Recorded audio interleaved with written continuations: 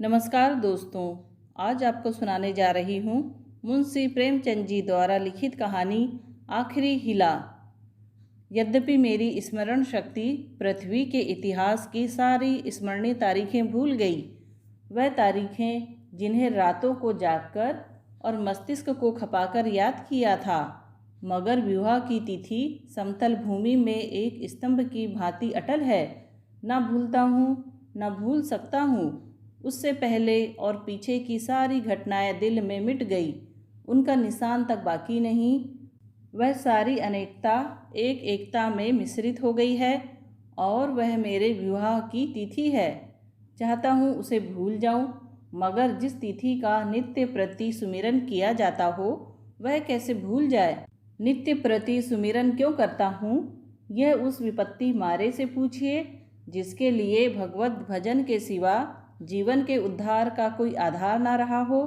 लेकिन क्या मैं वैवाहिक जीवन से इसलिए भागता हूँ कि मुझ में रसिकता का भाव है और मैं कोमल वर्ग की मोहिनी शक्ति से निर्लिप्त हूँ और अनासक्ति का पद प्राप्त कर चुका हूँ। क्या मैं नहीं चाहता हूँ कि जब मैं सैर करने निकलूँ तो हृदयेश्वरी भी मेरे साथ विराजमान हो, विलास वस्तुओं की दुकानों पर उनके साथ जाकर थोड़ी देर के लिए रसमय आग्रह का आनंद उठाऊं। मैं उस गर्व और आनंद और महत्व का अनुभव कर सकता हूँ जो मेरे अन्य भाइयों की भांति मेरे हृदय में भी आंदोलित होगा। लेकिन मेरे भाग्य में वह खुशियाँ, वह रंगरेलियाँ नहीं हैं, क्योंकि चित्र का दूसरा पक्ष भी तो देखता हूँ। एक पक्ष जितना ही मोहक और आकर्षक है, दूसरा उतना ही हृदय विदारक और भयंकर। शाम हुई और आप बदनसीब बच्चे को गोद में लिए तेल या ईंधन की दुकान पर खड़े हैं। अंधेरा हुआ और आप आटे की पोटली बगल में दबाए गलियों में यूं कदम बढ़ाए हुए निकल जाते हैं मानो चोरी की है। सूर्य निकला और बालकों को गोद में लिए होम्योपैथ डॉक्टर की दुकान में टूटी कुर्सी पर आरूढ़ है। किसी खोचे वाले की रसीली आवाज़ सुनकर बालक ने गगनभेदी विलाप आरंभ किया और आपके प्राण सूखे। ऐसे बापों को भी देखा है जो दफ्तर से लौटते हुए दो पैसे की मूंगफली या रेवड़ियां लेकर लज्जास्पद शीघ्रता के साथ मुंह में रखते चले जाते हैं कि घर पहुंचते पहुंचते बालकों के आक्रमण से पहले ही यह पदार्थ समाप्त हो जाए। कितना निराशाजनक होता है यह दृश्य जब देखता हूँ कि मेले में बच्चा किसी खिलौने की दुकान के सामने मचल रहा है और पिता महोदय ऋषियों की सी विद्वता के साथ उनकी क्षण भंगुरता का राग अलाप रहे हैं। चित्र का पहला रुख तो मेरे लिए एक मदन स्वप्न है, दूसरा रुख एक भयंकर सत्य। इस सत्य के सामने मेरी सारी रसिकता अंतर्धान हो जाती है, मेरी सारी मौलिकता, सारी रचनाशीलता इसी दाम्पत्य के फंदों से बचने में प्रयुक्त हुई है। जानता हूँ कि जाल के नीचे जाना है, मगर जाल जितना ही रंगीन और ग्राहक है, दाना उतना ही घातक और विषैला। इस जाल में पक्षियों को तड़पते और फड़फड़ाते देखता हूँ और फिर भी जाल पर जा बैठता हूँ। लेकिन इधर कुछ दिनों से श्रीमती जी ने अविश्रांत रूप से आग्रह करना शुरू किया है कि मुझे बुला लो। पहले जब छुट्टियों में जाता था तो मेरा केवल कहाँ चलोगी कह देना उनकी चित्त शांति के लिए काफ़ी होता था। फिर मैंने झंझट है कहकर उन्हें तसल्ली देनी शुरू की। इसके बाद गृहस्थ जीवन की असुविधाओं से डराया, किंतु अब कुछ दिनों से उनका अविश्वास बढ़ता जाता है। अब मैंने छुट्टियों में भी उनके आग्रह के भय से घर जाना बंद कर दिया है कि कहीं वह मेरे साथ न चल खड़ी हो, और नाना प्रकार के बहानों से उन्हें आशंकित करता रहता हूँ। मेरा पहला बहाना पत्र संपादकों के जीवन की कहानियों के विषय में था। कभी 12 बजे रात को सोना नसीब होता है, कभी रत जगा करना पड़ जाता है, सारे दिन गली गली ठोकरें खानी पड़ती है। इस पर तुर्रा यह है कि हमेशा सिर पर नंगी तलवार लटकती रहती है। ना जाने कब गिरफ्तार हो जाऊं, कब जमानत तलब हो जाए। खुफिया पुलिस की एक फौज हमेशा पीछे पड़ी रहती है। कभी बाजार में निकल जाता हूँ तो लोग उंगलियाँ उठाकर कहते हैं, वह जा रहा है अखबार वाला। मानो संसार में जितनी दैविक आधिदैविक भौतिक बाधाएं हैं, उनका उत्तरदायी मैं हूँ। मानो मेरा मस्तिष्क झूठी खबरें गढ़ने का कार्यालय है। सारा दिन अफसरों की सलामी और पुलिस की खुशामद में गुजर जाता है। कांस्टेबलों को देखा और प्राण पीड़ा होने लगी। मेरी तो यह हालत है और हुक्काम है कि मेरी सूरत से कांपते हैं। एक दिन दुर्भाग्यवश एक अंग्रेज के बंगले की तरफ जा निकला। साहब ने पूछा, क्या काम करता है? मैंने गर्व के साथ कहा, पत्र का संपादक हूँ। साहब तुरंत अंदर घुस गए और कपाट मुद्रित कर लिए। फिर मैंने मेम साहब और बाबा लोगों को खिड़कियों से झांकते देखा, मानो कोई भयंकर जंतु है। एक बार रेलगाड़ी में सफ़र कर रहा था, साथ और भी कई मित्र थे, इसलिए अपने पद का सम्मान निभाने के लिए सेकंड क्लास का टिकट लेना पड़ा। गाड़ी में बैठा तो एक साहब ने मेरे सूटकेस पर मेरा नाम और पैसा देखते ही तुरंत अपना संदूक खोला और रिवॉल्वर निकालकर मेरे सामने गोलियां भरी, जिससे मुझे मालूम हो जाए कि वह मुझसे सचेत है। मैंने देवी जी से अपनी आर्थिक कठिनाइयों की कभी चर्चा नहीं की, क्योंकि मैं रमणियों के सामने यह जिक्र करना अपनी मर्यादा के विरुद्ध समझता हूँ। हालांकि मैं वह चर्चा करता तो देवी जी की दया का अवश्य पात्र बन जाता। मुझे विश्वास था कि श्रीमती जी फिर यहाँ आने का नाम न लेंगी, मगर यह मेरा भ्रम था। उनके आग्रह पूर्ववत होते रहे। तब मैंने दूसरा बहाना सोचा। शहर बीमारियों के अड्डे हैं। हर एक खाने पीने की चीज़ में विष की शंका। दूध में विष, घी में विष, फलों में विष, साग भाजी में विष, हवा में विष, पानी में विष। यह मनुष्य का जीवन पानी की लकीर है। जिसे आज देखो वह कल गायब। अच्छे खासे बैठे हैं, हृदय की गति बंद हो गई। घर से सैर को निकले, मोटर से टकराकर सुरपुर की राह ली। अगर कोई शाम को सांगो पांग घर आ जाए तो उसे भाग्यवान समझो। मच्छर की आवाज़ कानों में आई, दिल बैठा, मक्खी नजर आई और हाथ पांव फूले। चूहा बिल से निकला और जान निकल गई। जिधर देखिए यमराज की अमलदारी है। अगर मोटर और ट्राम से बचकर आ गए तब मच्छर और मक्खी के शिकार हुए। बस यही समझ लो कि मौत हर दम सिर पर खेलती रहती है। रात भर मच्छरों से लड़ता हूँ, दिन भर मक्खियों से। नन्ही सी जान को किन किन दुश्मनों से बचाऊं। सांस भी मुश्किल से लेता हूँ कि कहीं क्षय के कीटाणु फेफड़े में न पहुँच जाए। देवी जी को फिर भी मुझ पर विश्वास न आया। दूसरे पत्र में भी वही आरजू थी। लिखा था, तुम्हारे पत्र ने एक और चिंता बढ़ा दी। अब प्रतिदिन पत्र लिखना। नहीं, मैं एक ना सुनूंगी और सीधे चली आऊँगी। मैंने कहा, चलो सस्ते छूटे। मगर यह खटका लगा हुआ था कि ना जाने कब उन्हें शहर आने की सनक सवार हो जाए।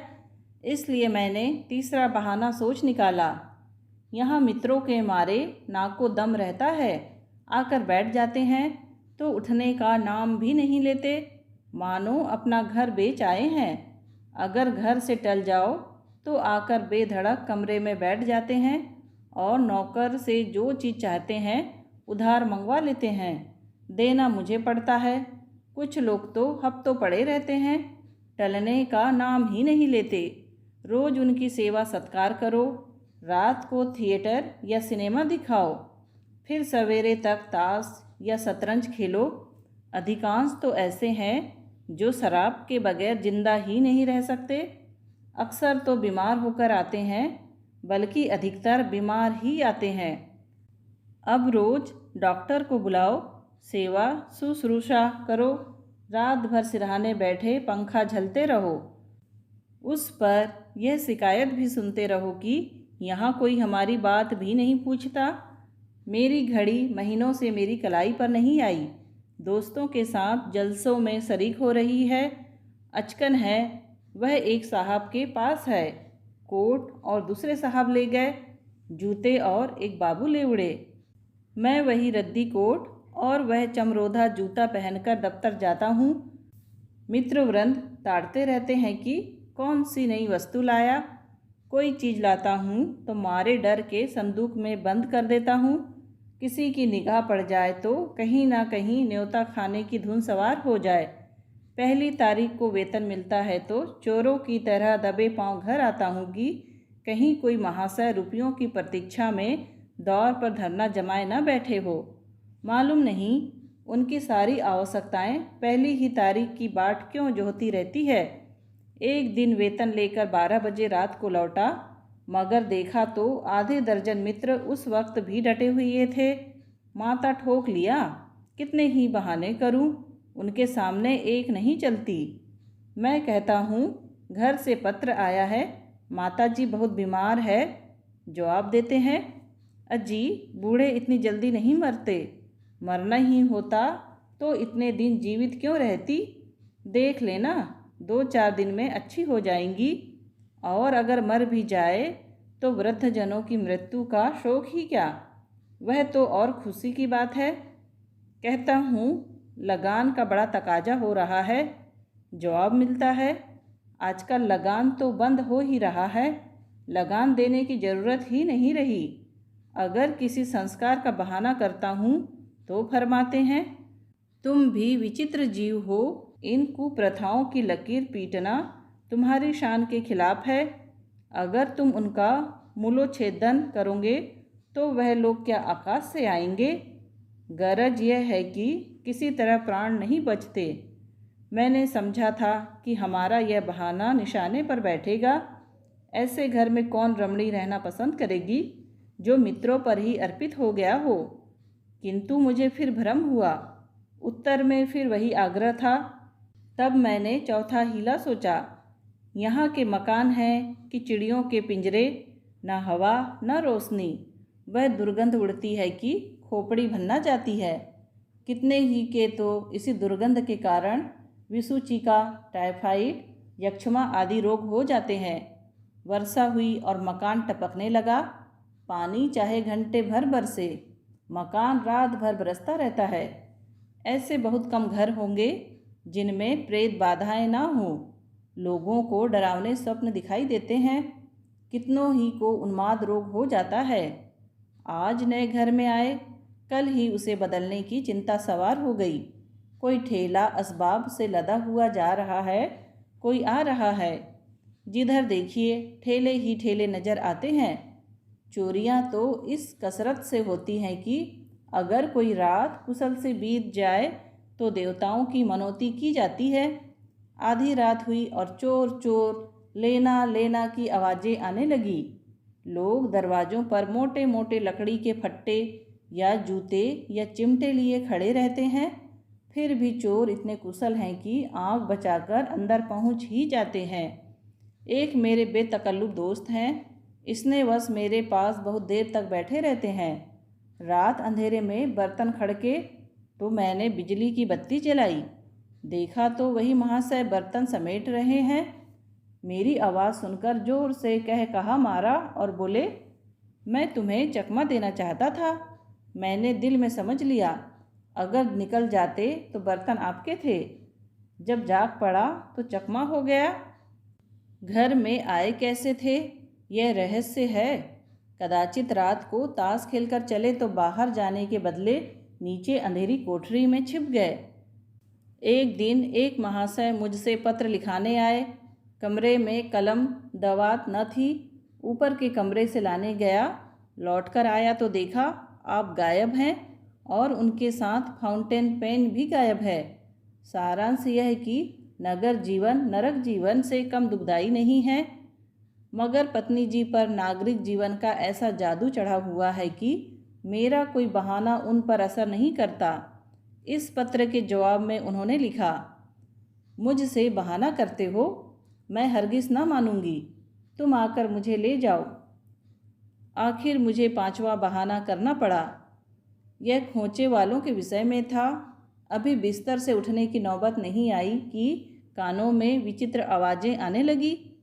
बाबुल की मीनार के निर्माण के साथ ऐसी निरर्थक आवाज़ें न आई होंगी। वह खोचे वालों की शब्द क्रीड़ा है। यह खोचे वाले ढोर मंजीरे के साथ लोगों को अपनी चीज़ों की ओर आकर्षित करते, मगर इन औंधी अक्ल वालों को यह कहाँ सूझती है। ऐसे पैशाचिक स्वर निकालते हैं कि सुनने वालों के रोए खड़े हो जाते हैं। बच्चे माँ की गोद में चिमट जाते हैं। मैं भी रात को अक्सर चौंक पड़ता हूँ। एक दिन तो मेरे पड़ोस में एक दुर्घटना हो गई। 11 बजे थे। कोई महिला बच्चे को दूध पिलाने उठी थी। एकाएक जो किसी खोचे वाले की भयंकर ध्वनि कानों में आई तो चीख मारकर चिल्ला उठी और फिर बेहोश हो गई। महीनों की दवा दारू के बाद अच्छी हुई। अब रात को कानों में रुई डालकर सोती है। ऐसे कृत्य नगरों में नित्य होते रहते हैं।